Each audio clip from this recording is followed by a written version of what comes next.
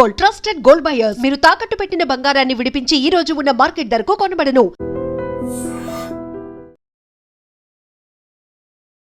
నమస్తే, welcome to iDream talking point with కవిత.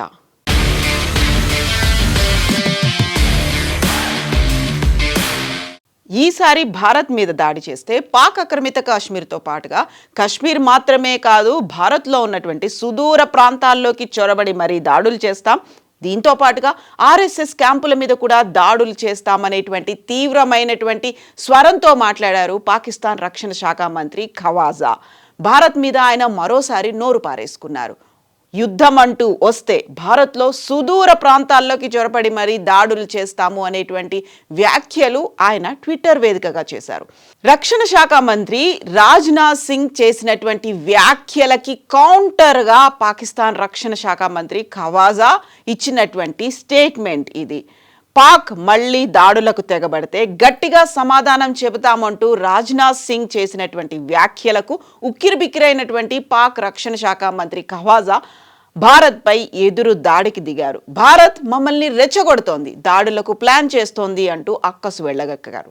భారత్ తమపై దాడులకు ప్రణాళికలు రచిస్తోందని, నిరంతరం రెచ్చగొట్టే చర్యలకు పాల్పడుతోందని ఖవాజా ఆరోపించారు. ఒకవేళ భారత్ ఏదైనా దుస్సాహసానికి ఒడిగడితే ఊహించని రీతిలో ప్రణాళికాబద్ధమైనటువంటి ప్రతిస్పందనను ఎదుర్కోవాల్సి ఉంటుందని ఖవాజా హెచ్చరించారు. పహల్గామ్ ఉగ్రవాదుల దాడి జరిగి ఏడాది పూర్తవుతున్నటువంటి నేపథ్యంలో భారత రక్షణ శాఖ మంత్రి రాజ్నాథ్ సింగ్ నిన్న కేరళలో ఎన్నికల ప్రచారంలో మాట్లాడారు. ఏప్రిల్ 2025లో పహల్గామ్ ఉగ్రదాడికి ప్రతీకారంగా భారత్ చేపట్టినటువంటి ఆపరేషన్ సింధూర్ గురించి ఆయన ప్రస్తావించారు. కేవలం 22 నిమిషాల్లోనే పాకిస్తాన్ను భారత్ మోకాళ్లపై నిలబెట్టిందని, ఉగ్రవాద స్థావరాలను మట్టి కరిపించామని రాజ్నాథ్ సింగ్ గుర్తు చేశారు. ఒకవేళ పొరుగు దేశం మళ్లీ ఏదైనా దుస్సాహసానికి ఒడిగడితే ఈసారి అంతకు మించినటువంటి అపూర్వమైన నిర్ణయాత్మకమైనటువంటి చర్య ఉంటుందని రాజ్నాథ్ హెచ్చరించారు.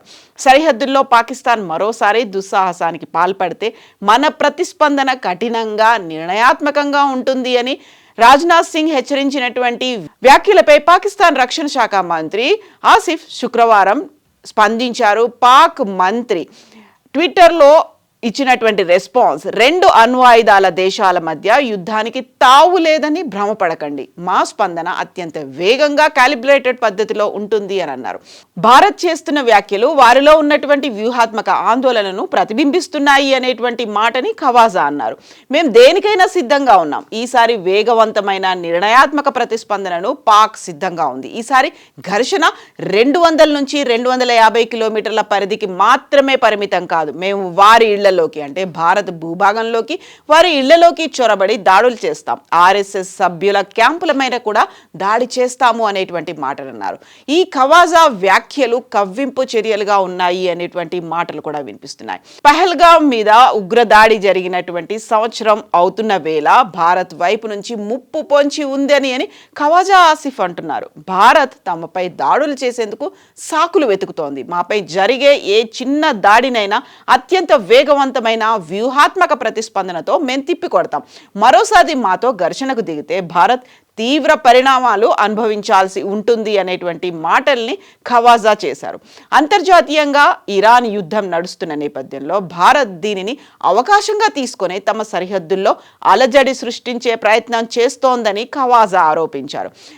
రాజ్నాథ్ సింగ్ ఒక స్ట్రాంగ్ వార్నింగ్ ఇచ్చినటువంటి నేపథ్యంలోనే ఈ మాటలు వచ్చాయి అనేటువంటి అనాలిసిస్లు కూడా వినిపిస్తున్నాయి. ఖవాజా ఆసిఫ్ ఈ వ్యాఖ్యలు చేయడానికి కొన్ని గంటల ముందే భారత రక్షణ శాఖ మంత్రి రాజ్నాథ్ సింగ్ పాకిస్తాన్కు గట్టి హెచ్చరికలు జారీ చేశారు. గతంలో ఊరి దాడుల తర్వాత జరిగినటువంటి సర్జికల్ స్ట్రైక్స్, పుల్వామా అనంతరం జరిగినటువంటి వైమానిక దాడులు, పహల్గామ్ ఘటన తర్వాత జరిగినటువంటి ప్రెసిషన్ స్ట్రైక్, ఆపరేషన్ సింధూర్ వంటి చర్యలను రాజ్నాథ్ సింగ్ గుర్తు చేశారు. పొరుగు దేశం మళ్లీ ఏదైనా తప్పు చేస్తే భారత్ సైన్యం ఇచ్చే సమాధానం మునిపటి కంటే భయంకరంగా ఉంటుందని రాజ్నాథ్ స్పష్టం చేశారు.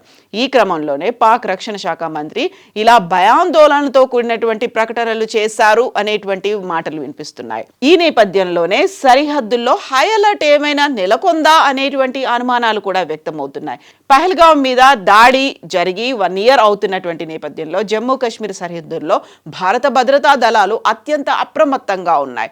అటు ఇరాన్ సంక్షోభం, ఇటు పాక్ మంత్రుల రెచ్చగొట్టే వ్యాఖ్యల నేపథ్యంలో ఎలాంటి అవాంఛనీయ సంఘటనలు జరగకుండా నిఘా వర్గాలు నిరంతరం పర్యవేక్షిస్తున్నాయి. పాకిస్తాన్ తన అంతర్గత సమస్యల నుంచి ప్రజల దృష్టిని మళ్లించేందుకే ఇలాంటి కవ్వింపు చర్యలకు పాల్పడుతోందని విశ్లేషకులు అయితే భావిస్తున్నారు.